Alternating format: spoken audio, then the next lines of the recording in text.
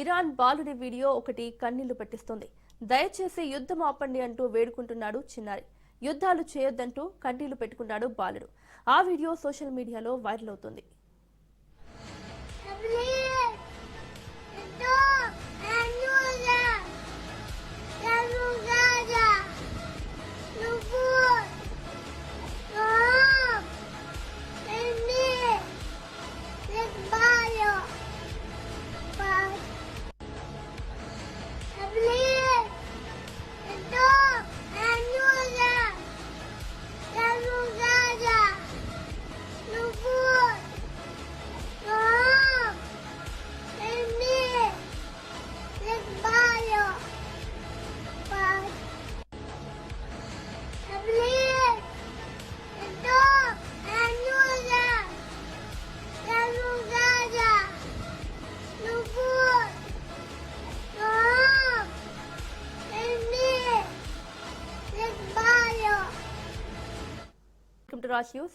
Congress party తరపున తెలంగాణ నుంచి రాజ్యసభ అభ్యర్థులుగా అభిషేక్ మను సింఘ్వి, వేం నరేందర్ రెడ్డి నామినేషన్ దాఖలు చేశారు.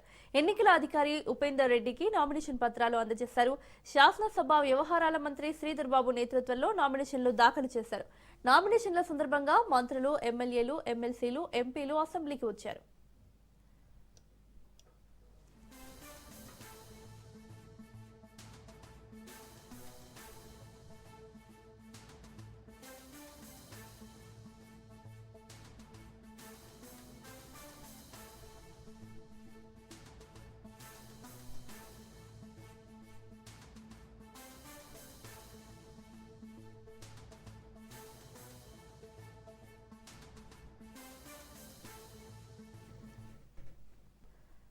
ఎమ్మెల్యేల అనర్హత పిటిషన్పై స్పీకర్ విచారణ ముగిసింది.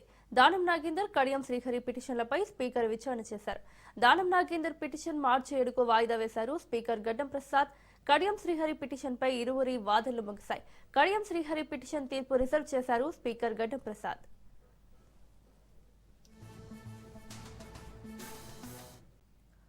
కరీంనగర్ జిల్లా కోరుట్ల పట్టణ శివారులో జవహర్ నవోదయ విద్యాలయానికి కేటాయించిన స్థలాన్ని నిజామాబాద్ ఎంపీ ధర్మపురి అరవింద్ పరిశీలించారు. అధికారులు రూపొందించిన భవన నిర్మాణ మ్యాప్ను ఎంపీకి చూపించారు. విద్యాలయం భవనం నిర్మాణ పనులను త్వరితగతిన చేపట్టాలని అధికారులను ఆదేశించారు. అనంతరం నవోదయ విద్యాలయ దినోత్సవంలో పాల్గొని ప్రసంగించారు. కేంద్ర ప్రభుత్వం జగిత్యాల జిల్లా విద్యార్థులకు నాణ్యమైన విద్య అందించాలని కోరుట్లలో నవోదయ విద్యాలయాన్ని ఏర్పాటు చేసిందన్నారు. అకాడమిక్ స్టార్ట్ అయిందో టెంపరీ క్యాంపస్లో అక్కడ ఒక central government program to encourage sports, particularly soccer game, ఆ ప్రోగ్రాం కోసం అక్కడికి వెళ్ళడం జరిగింది. ఎట్లా వెళ్తున్నాం కదా అని నవోదయకి అక్కడ అలకేట్ చేసిన ల్యాండ్ ఇన్స్పెక్షన్ కూడా చేసినాము. బ్రహ్మాండమైన 10 ఎన్ని ఎకరాలు, అది మొత్తం 23 ఎకరాలు. దీనికి నేను రేవంత్ని కలిసిన, రిక్వెస్ట్ చేసుకున్నా ఈ నవోదయకి నిజామాబాద్ జిల్లా నవోదయకి చేస్తే ఇక్కడ అయింది, అక్కడ నిజామాబాద్ లో కూడా అలొకేషన్ అయింది. అది పోయి కాంగ్రెస్ సీఎం తోటి బీజేపీ ఎంపీ పోయి మాట్లాడుకున్నాడు. రేవంత్ దగ్గర వేరే పని కోసం ఎమ్మెల్యే కూడా వచ్చిండు. కొరుట్ల నవోదయకి, నిజామాబాద్ నవోదయకి ల్యాండ్ అలొకేషన్ అయిపోయింది. కేంద్రీయ విద్యాలయం జగిత్యాలకు అయితలేదు. కేంద్రీయ విద్యాలయానికి 2.5 ఎకరాల నుంచి 5 ఎకరాల వరకు అని గవర్నమెంట్ అడుగుతుంది. మేము 5 ఎకరాలు ప్రపోజ్ చేసినాము. ఎక్కడ? చెలగల్. ఇది ప్రపోజ్ చేసింది ఎప్పుడు? December 25 లేదా 24, బిఫోర్ శాంక్షనింగ్ ఆఫ్ కేవీ వాళ్ళు చేసిన ఎక్సైజ్ లో. అప్పట్లో కూడా నేను మాట్లాడిన, అనేక మార్లు తెస్తున్నా, వస్తాయి, నవోదయ వస్తుంది, కేంద్రీయ విద్యాలయం జగిత్యాల వస్తుంది, నవోదయం అమ్మమ్మ ఊరికి వస్తుంది అని చెప్పిన. ఈడ 10 ఎకరాలు వేయడానికి ఎందుకు లేట్ అవుతుంది? ఆయనకు ఇంట్రెస్ట్ లేదు. ఆయనకు ఏదో డబుల్ బెడ్రూమ్లు కట్టుకున్నాడు ఊరవతల. ఆయనకు సంబంధించిన వ్యాపారాలు ఉన్నాయి, క్రషర్ గీషర్లు ఉన్నట్టున్నాయి. అక్కడ పెట్టాలని ఆయనకు ఆశ. వీళ్ళందరికీ స్కూల్, డే స్కాలర్ స్కూల్ పక్కకు ఉండాలనా, ఊర్లో ఉండాలనా, లేదా ఊరవతలు ఉండాలనా? అది మీ ఎమ్మెల్యేకి మీ మీద ఉన్న చిత్తశుద్ధి. అయితే ఈయన ఏం చెప్తాడు నాకంటే, ఉత్తమ్ కుమార్ రెడ్డి ఒప్పుకుంటలేడు. మరి ఉత్తమ్ కుమార్ రెడ్డి ఒప్పుకుంటున్నా లేదా అన్నది ఉత్తమ్ కుమార్ రెడ్డి జవాబు ఇవ్వాలి. వీళ్ళ నమ్ముకొని నేను ఉత్తమ్ కుమార్ రెడ్డిని తిట్టలేను కదా. గ్లోబల్ సిటీగా గుర్తింపు పొందుతున్న హైదరాబాద్ మరో అంతర్జాతీయ క్రీడా ఈవెంట్కు ఆతిథ్యం ఇవ్వబోతోంది. రాష్ట్ర క్రీడా శాఖ ఆధ్వర్యంలో federation international women hockey tournament నిర్వహణకు ఏర్పాట్లు పూర్తవుతున్నాయి. మార్చి 8 నుంచి 14 వరకు జరిగే ఈ పోటీలు గచ్చిబౌలి హాకీ స్టేడియంలో జరగనున్నాయి. ఈ టోర్నమెంట్లో భారత్తో పాటు Austria, England, Italy, Korea, Scotland, Wales జట్లు పాల్గొంటున్నాయి. మహిళల వరల్డ్ కప్ హాకీ క్వాలిఫైయర్స్ 2026కి ఈ పోటీలు కీలకంగా మారనున్నాయి. టోర్నమెంట్ను లోటుపాట్లు లేకుండా నిర్వహించేందుకు తెలంగాణ స్పోర్ట్స్ అథారిటీ అన్ని సదుపాయాలను సమకూర్చింది. అంతర్జాతీయ ప్రమాణాలతో ఆస్ట్రోటర్స్ మైదానం, హై సెక్యూరిటీ, ఆధునిక సదుపాయాలు, క్రీడాకారులకు అత్యుత్తమ వసతి ఏర్పాట్లు చేయబడ్డాయి. ఇప్పటికే ఈ టోర్నమెంట్లో పాల్గొనబోతున్న అన్ని జట్లు హైదరాబాద్కు చేరుకున్నాయి.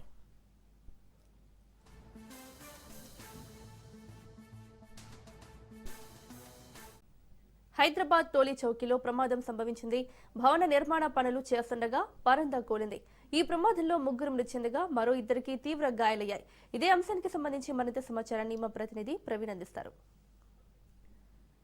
టోలీ చౌకీ ప్రాంతం లోపల మొత్తంగా చూసుకుంటే కనుక 6 అంతస్తుల బిల్డింగ్ ఇది 300 ఫీట్స్ ఉంది. 300 ఫీట్స్ యాక్చువల్గా రూల్ ప్రకారం అయితే 300 ఫీట్స్ ఉంటే అయితే G+3 మాత్రమే ఉండాలి.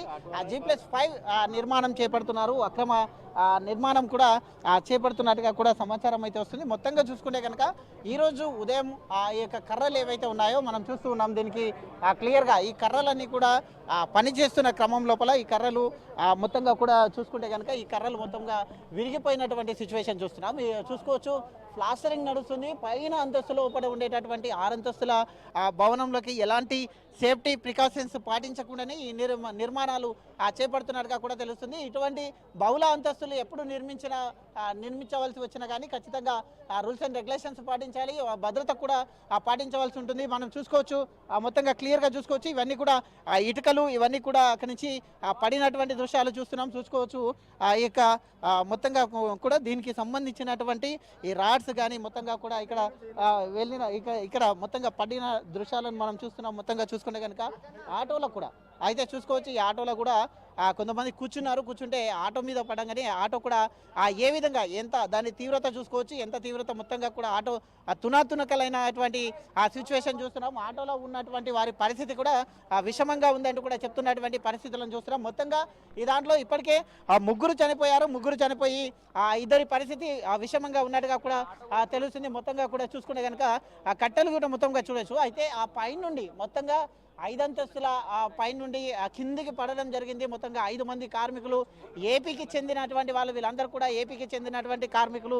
అయితే ఈ కార్మికులందరూ కూడా ఉదయం కూలీ పనుల నిమిత్తం వచ్చారు ఇక్కడ. మొత్తంగా దీన్ని చూసుకుంటే కనుక అయితే ఎలాంటి మొత్తంగా కూడా భద్రత లేని కారణంగా చెప్తున్నటువంటి పరిస్థితి చూస్తున్నాం. దీన్ని మొత్తంగా స్క్వేర్ ఫీట్ చూసుకుంటే కనుక 300 ఫీట్స్ కూడా లేదంటూ కూడా అయితే నాయకులు కూడా ఆరోపణలు కూడా చేస్తూ ఉన్నారు. 300 ఫీట్స్ ఉంటే కూడా G+3 మాత్రమే ఉండాలి. G+5 వరకు కూడా మొత్తంగా కూడా చూస్తున్నటువంటి దృశ్యాలను మనం చూస్తున్నాం. G+5 ఏర్పాటు చేయడమే దానికి మెయిన్గా కారణంగా కూడా తెలుస్తున్నటువంటి ఘటన చూస్తున్నాం.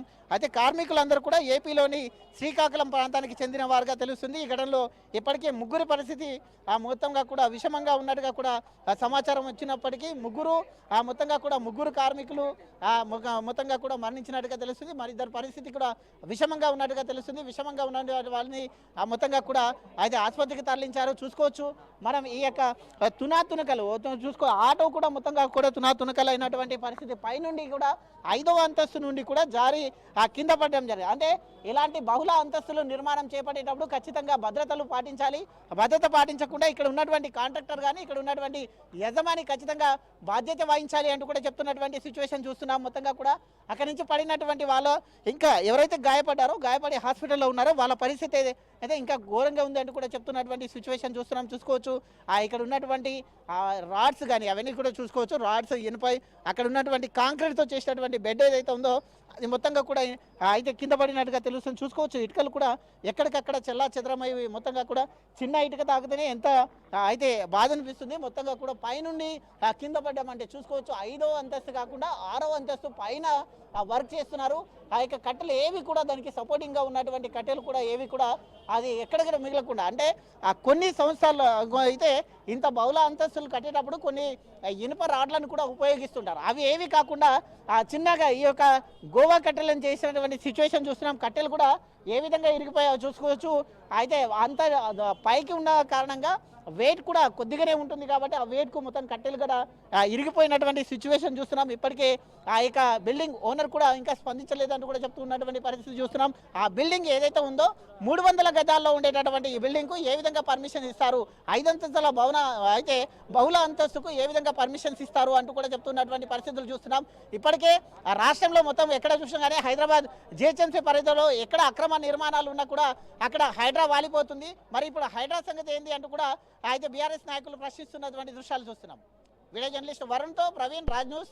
గతంలో జనాభా పెరిగితే ఏమవుతుందో అని ఆందోళన చెందాను, కానీ ఇప్పుడు మారిన పరిస్థితుల రీత్యా విధానాలు మార్చుకున్నామన్నారు సీఎం చంద్రబాబు.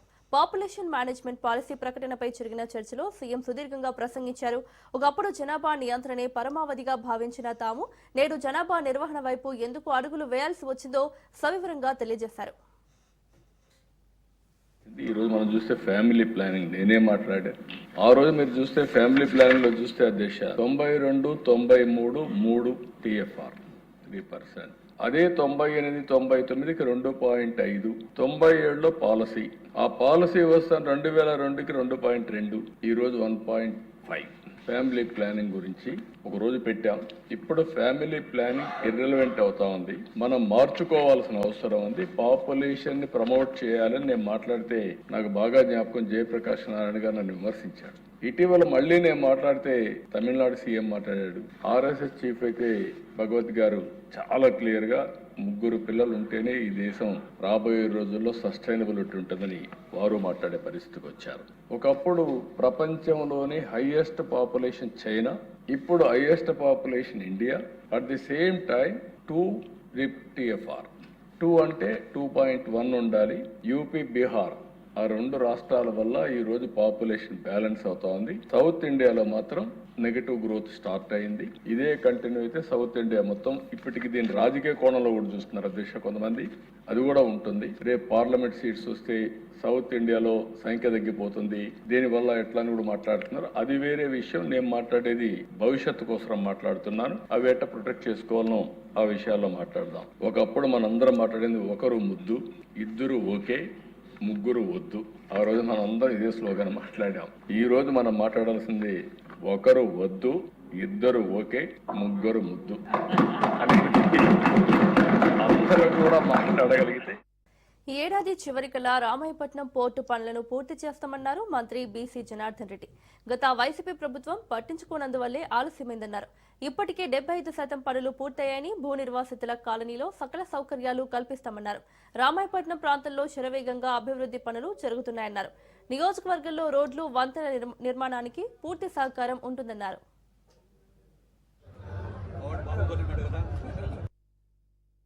మంచి కాలనీ అన్ని మౌలిక వసతులతో ఈ రోజు గౌరవ శాసనసభ్యులు గారి పట్టుదలతో, మా అధికారుల పట్టుదలతో ఈ రోజు ఈ కార్యక్రమాన్ని కూడా నిర్వహించడం జరిగింది.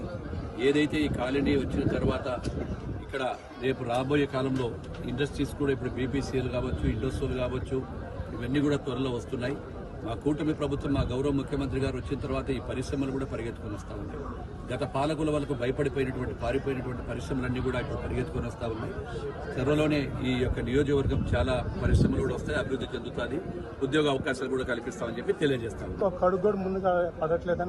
ఇందాకే చెప్పాను, కొన్ని అక్కడ ఉన్నటువంటి గత ప్రభుత్వం చేసినటువంటి పాపాలు ఏవైతే ఉన్నాయో, ఒక కాంట్రాక్టర్ను బెదిరించి వాళ్ళని తీసివేసి మళ్ళీ ఆ యొక్క నిర్మాణ సమస్యలు నిలిపిపోవడంతో, కోర్టు కేసులు కొన్ని ఉండడంతో వాళ్ళన్నీ కూడా పరిగణించి మళ్ళీ ఒరిజినల్ గా కాంట్రాక్టర్ ఉన్నారు వారికి ఇవ్వడం జరిగింది. ఇప్పుడు తొందరగా పని పెట్టి ఖచ్చితంగా డిసెంబర్ ఆఖరికి కూడా కంప్లీట్ చేస్తాం. ఇప్పటికే 74% అయిపోయింది. ఖచ్చితంగా మేమేం చేయలేని పరిస్థితి అయినా గౌరవ ముఖ్యమంత్రి గారి చొరవతో వాటిని కూడా మేము కంప్లీట్ చేయడం జరిగింది. రామాయపట్నం పోర్టు ఏదైతే ఉందో ఖచ్చితంగా డిసెంబర్ ఈ సంవత్సరం ఆఖరికి కంప్లీట్ చేస్తామని తెలియజేస్తా ఉన్నారు. తిరుమలను 7 కొండలుగా గుర్తిస్తూ జీవో 746 తెచ్చింది వైఎస్ఆర్ అయితే, తాను గెలిస్తే ఆ జీవోను రద్దు చేస్తామని చెప్పింది చంద్రబాబు అన్నారు వైసీపీ నేతలు. ఇప్పుడు చెప్పండి, ధర్మాన్ని కాపాడిందెవరు, ధర్మాన్ని రాజకీయంగా వాడుకున్నది ఎవరిని ప్రశ్నించారు. శ్రీవారికి 7 కొండలు ఉండాలని, తిరుమల పవిత్రతను కాపాడుతూ అన్యమత ప్రచారాన్ని నిషేధిస్తూ వైఎస్ జీవోలు ఇచ్చారని గుర్తు చేశారు. కానీ ఆయనపైనే ఉద్దేశపూర్వకంగా చంద్రబాబు బురద జల్లుతున్నారన్నారు. హిందూ ధర్మ పరిరక్షణ కోసం నిబద్ధతతో జగన్ పనిచేస్తే ఓర్వలేని తనంతో చంద్రబాబు అబద్దాలు చెప్పి నిందలు వేశారన్నారు. ఆఖరికి కోట్లాది మంది భక్తుల ఆరాధ్య దైవం శ్రీవారి లడ్డూపై అసత్యాలతో విష ప్రచారం చేసి హిందూ ధర్మానికి చంద్రబాబు తీరని ద్రోహం చేశారన్నారు.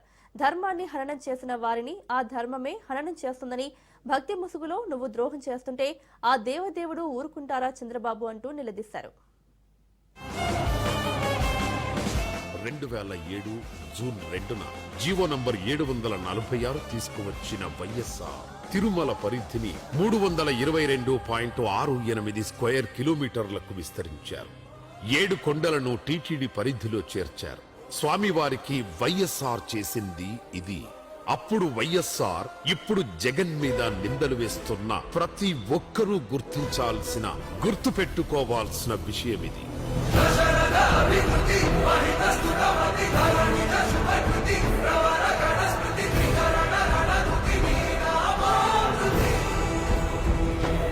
సత్య నాస్తి పరో ధర్మ.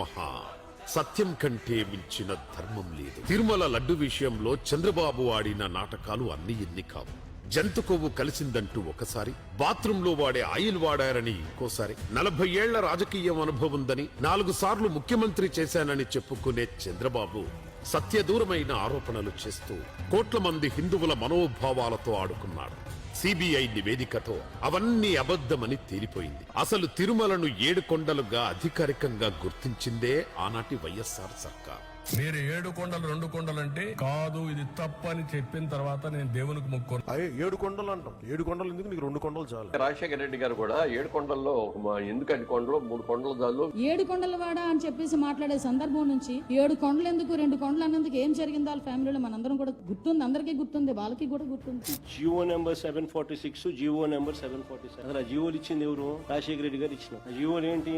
టీటీడీని 7 కొండలుగా గుర్తించింది రాజశేఖర రెడ్డి గారు నాన్న. టీటీడీ పరిధిని 350 కిలోమీటర్లకు పెంచింది నాయన. అన్య మత ప్రార్థనలు టీటీడీలోను మిగిలిన ఒక 19 గుడుల దగ్గర జరగకుండా కట్టడి చేస్తూ జీవోలు ఇచ్చింది కూడా నాయన. 46, 47 జీవోలు 2 వచ్చాయి. నేను ఉన్నప్పుడు ఎప్పుడు కూడా జీవోలు అవసరం రాలేదు. ఈ ప్రభుత్వం వచ్చిన తర్వాత ఈ 2 జీవోలు కూడా వచ్చాయి. తెలుగుదేశం పార్టీ దీనికి వ్యతిరేకంగా ఉంటాం. రేపు అధికారంకి వస్తానే ఈ 2 జీవోలు కూడా తీసేస్తామని చెప్పి కూడా నేను మీ అందరికీ హామీ ఇస్తాను. 7 కొండలు 2 కొండలు అంటే కాదు, ఇది తప్పు అని చెప్పిన తర్వాత నేను దేవునికి మొక్కును. ఈ కూడా కంపేర్ చేసినామనంటే చంద్రబాబు నాయుడు గారి క్యారెక్టర్ ఏంది, నైజం ఏంది అనేది అర్థం. ధర్మాన్ని హననం చేసిన వాడిని ధర్మమే హననం చేస్తుంది. ధర్మాన్ని రక్షించిన వాడిని ధర్మమే రక్షిస్తుంది. దైవం చూస్తోంది, జాగ్రత్త. మావోయిస్ట్ అగ్రనేత ముప్పాళ్ల లక్ష్మణరావు అలియాస్ గణపతి లొంగుబాటు అంశం దేశవ్యాప్తంగా సంచలనంగా మారింది. దాదాపు 5 దశాబ్దాల పాటు మావోయిస్టు ఉద్యమానికి నాయకత్వం వహించారు. కేంద్ర హోంమంత్రి సమక్షంలో గణపతి లొంగిపోయే అవకాశం ఉందని ఢిల్లీలో ప్రచారం జోరుగా సాగుతోంది. ఇటీవల జరిగిన భద్రతా ఆపరేషన్ల తర్వాత అజ్ఞాతంలోకి వెళ్లిన గణపతి నేపాల్ నుంచి ఢిల్లీకి చేరుకున్నట్లు సమాచారం. వృద్ధాప్యం, అనారోగ్య సమస్యల కారణంగా సాధారణ జీవితం గడపాలని భావిస్తున్నారనే వార్తలు వినిపిస్తున్నాయి.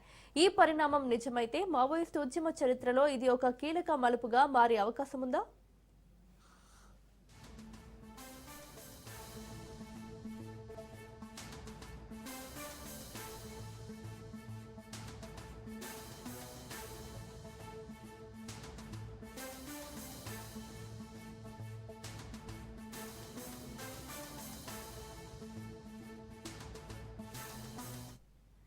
దేశంలో సాయుధ మావోయిస్టు ఉద్యమానికి ప్రతీకగా నిలిచిన గణపతి తొలి ప్రధాన కార్యదర్శిగా పనిచేశారు. దాదాపు 50 సంవత్సరాల పాటు అండర్ గ్రౌండ్ లో ఉంటూ పార్టీ కార్యకలాపాలను నడిపించారు. భద్రతా దళాలకు పెద్ద సవాల్గా నిలిచిన అనేక దాడులు గణపతి నాయకత్వంలోనే జరిగినట్లు అధికార వర్గాలు చెబుతాయి. 2004లో దేశంలో 16 రాష్ట్రాల్లో మావోయిస్టు పార్టీ కార్యకలాపాలు విస్తరింపజేశారు. పార్టీ కార్యకలాపాలు నిర్వహిస్తున్న గణపతిపై అన్ని రాష్ట్ర ప్రభుత్వాలు రివార్డులు ప్రకటించాయి. వ్యూహాలు, ప్రతివ్యూహాలు రచించడంలో ముందుండే గణపతి పార్టీ బాధ్యతలను తన భుజాలపై వేసుకున్నాడు. 1992 వరకు కొండపల్లి సీతారామయ్య నడిపించిన పీపుల్స్ వార్ పార్టీకి గణపతి కేంద్ర కమిటీ కార్యదర్శిగా ఎన్నికై 2004లో సిపిఐ మావోయిస్టుగా ఏర్పడ్డ తర్వాత కూడా గణపతి దళపతిగా కొనసాగారు.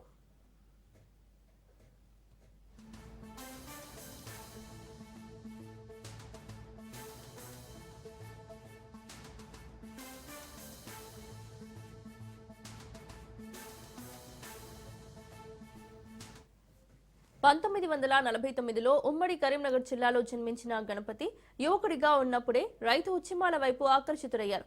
బీర్పూర్ మండలంలోని గ్రాడ్యుయేట్ పూర్తి చేసిన గణపతి ఉపాధ్యాయుడిగా పనిచేశారు. అప్పట్లో జగిత్యాల ప్రాంతంలో జరిగిన రైతు పోరాటాలు గణపతిని రాజకీయ జీవితానికి మలుపు తిప్పాయి. ఉద్యమంలో గణపతిని టీచర్ అని పిలిచేవారట. తర్వాత మావోయిస్టు ఉద్యమంలో అత్యంత ప్రభావశీల నాయకుడిగా గణపతికి గుర్తింపు వచ్చింది.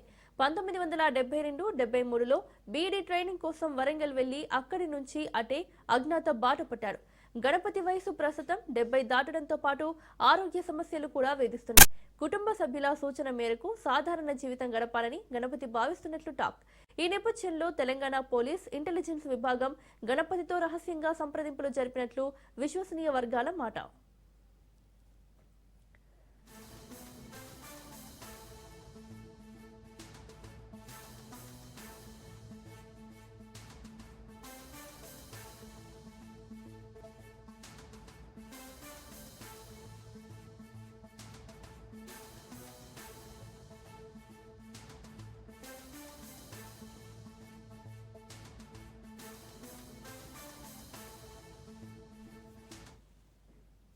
ఐదు దశాబ్దాలుగా అజ్ఞాతంలో ఉన్న గణపతి అనారోగ్య సమస్యలతో ప్రధాన కార్యదర్శి పదవి నుంచి వైదొలిగారు. ఆ తర్వాత నుంచి ప్రజల్లో కనిపించకుండా అజ్ఞాతంలోనే ఉన్నారు. ఇటీవల జరిగిన భద్రతా చర్యల తర్వాత గణపతి నేపాల్లో ఆశ్రయం పొందినట్లు ప్రచారం జరిగింది. అక్కడి నుంచి తాజాగా న్యూఢిల్లీ చేరుకున్నారని సమాచారం. ఆపరేషన్ కగార్ గణపతితో పూర్తి చేయాలని కేంద్ర ప్రభుత్వం భావిస్తున్నట్లు రాజకీయ పరిశీలకులు భావిస్తున్నారు. గణపతి లొంగుబాటు నిజమైతే అది మావోయిస్టు ఉద్యమానికి పెద్ద దెబ్బగా మారే అవకాశం ఉందని, దశాబ్దాల పాటు సాయుధ పోరాటానికి ప్రతీకగా నిలిచిన నాయకుడు లొంగిపోతే మావోయిస్టు అగ్రనేతల శకం ముగిసినట్లే అవుతుందని విశ్లేషకులు అభిప్రాయపడుతున్నారు. గణపతి అరెస్ట్ అయినా లొంగిపోయినా దేశవ్యాప్తంగా చర్చనీయాంశమే.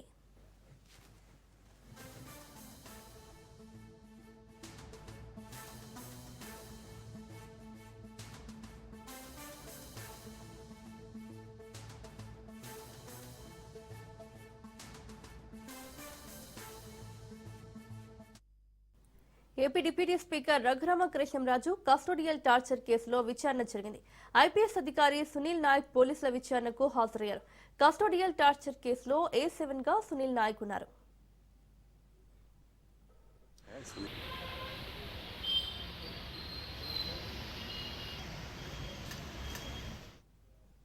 మహబూబాబాద్ జిల్లా గంగారంలో ప్రాథమిక సహకార సంఘంలో అవినీతి వెలుగు చూస్తుంది. ప్రభుత్వం నుంచి రావాల్సిన ధాన్యం చెల్లింపుల్లో జాప్యం చేస్తున్నారని రైతులు ఆవేదన వ్యక్తం చేస్తున్నారు. అటు PSS అధికారుల చేతివాటం, ఇటు ప్రభుత్వ నిర్లక్ష్యంతో తమ బతుకు భారంగా మారిందని వాపోయారు. ధాన్యం డబ్బులు వెంటనే చెల్లించాలంటూ రోడ్డుపై బైఠాయించి నిరసన తెలిపారు.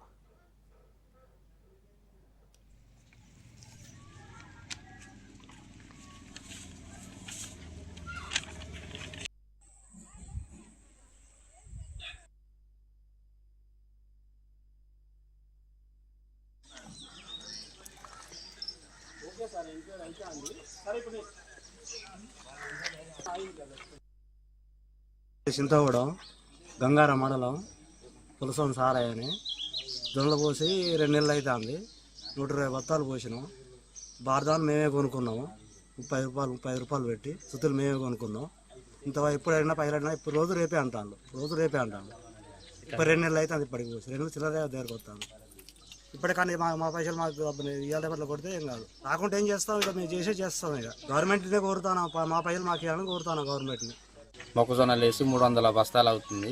సొసైటీకి డబ్బులు రాక ఇబ్బంది అవుతుంది. గత 2 నెలల నుంచి రావటం లేదు. ఈ బస్తాలు సీటు దగ్గర కొనుక్కొచ్చుకొని సొసైటీలో వేస్తే ఎక్కువ లాభదాయకం వస్తుందని, ఇక్కడ ఉన్న సీట్లు తక్కువ రేటు వల్ల సొసైటీ ఎక్కువ రేటు అందువల్ల వేయటం జరిగింది. అయినా డబ్బులు పడలేదు. ఈ సుతులు మేమే కొనుక్కున్నాం, బస్తాలు మేమే కొనుక్కున్నాం. దీనిపైన అధికారులు కూడా నిర్లక్ష్యం వహిస్తుండ్రు. మాకు బారదానం కూడా ఇవ్వలేడు. మేమే షేటు దగ్గర 35 రూపాయలు పెట్టి కొనుక్కున్నాం. సుతులు కూడా ఇవ్వలేడు. ఈ ట్రాక్టర్ కిరాయి పెట్టుకుని మేము తెచ్చి వేసుకున్నాం. ఆయన మాకు డబ్బులు పడలేవు. అడిగితే 2-3 రోజుల తర్వాత పడతాయి అన్నాడు. ఇంతవరకు డబ్బులు పడలేవు. మేము మాకు పెట్టుబడి పెట్టింది షర్టు మాకు వడ్డీతో సహా మీరు ఎప్పుడైతే డబ్బులు ఇస్తాడో మీకు అప్పుడే మీ పెట్టుబడి పెట్టి వడ్డీ అప్పుడే ఆపేస్తాం. అంతసేపు మీకు వడ్డీ పడుతూనే ఉంటుంది అని. తెలంగాణ ముఖ్యమంత్రి రేవంత్ రెడ్డి సినీ నటుడు విజయ్ దేవరకొండ నివాసానికి వెళ్లారు. ఇటీవల వివాహం చేసుకున్న విజయ్ రష్మికలను ఆయన ఆశీర్వదించారు. విరోస్ జోడీ వెడ్డింగ్ రిసెప్షన్ బుధవారం జరిగింది. నిన్న సీఎం ఢిల్లీ పర్యటనలో ఉండడంతో గురువారం వారి నివాసానికి వెళ్లి కొత్త జంటకు శుభాకాంక్షలు తెలియజేశారు. రేవంత్ సతీమణి గీతారెడ్డి నిన్న విరోస్ రిసెప్షన్ కు హాజరై నూతన వధూవరులను ఆశీర్వదించగా ఈ వేడుకకు పలువురు సినీ రాజకీయ ప్రముఖులు విచ్చేసి సందడి చేశారు.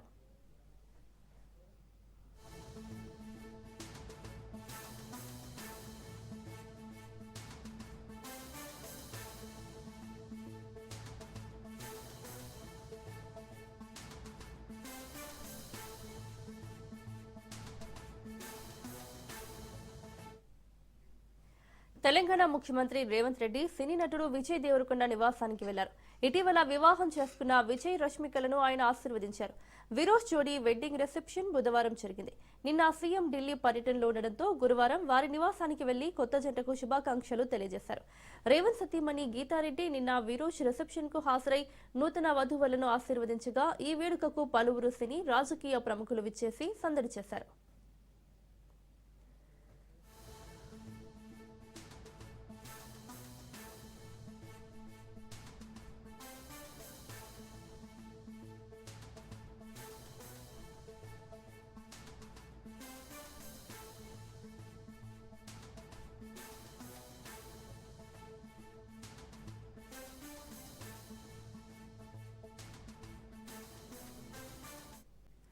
Tamil star hero TVK chief Vijay విడాకుల వేళ వీడియో వైరల్ అవుతుంది.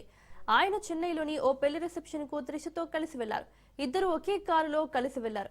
విజయ్ సిల్క్ షర్ట్ ధోతి ధరించగా త్రిష కూడా మ్యాచింగ్ చీరలో కనిపించారు. అయితే ఓ నటితో తన భర్తకు వివాహేతర సంబంధం ఉందని విజయ్ భార్య విడాకుల పిటిషన్లో పేర్కొన్నారు.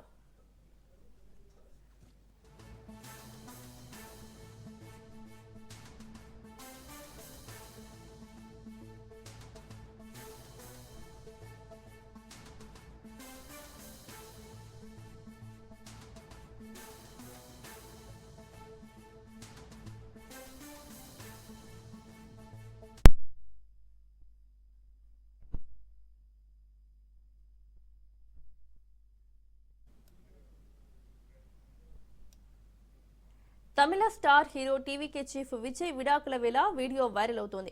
ఆయన చెన్నైలోని ఓ పెళ్లి రిసెప్షన్ కు త్రిషతో కలిసి వెళ్లారు. ఇద్దరు ఒకే కారులో కలిసి వెళ్లారు. విజయ్ సిల్క్ షర్ట్ ధోతి ధరించగా త్రిష కూడా మ్యాచింగ్ చీరలో కనిపించారు. అయితే ఓ నటితో తన భర్తకు వివాహేతర సంబంధం ఉందని విజయ్ భార్య విడాకుల పిటిషన్లో పేర్కొన్నారు.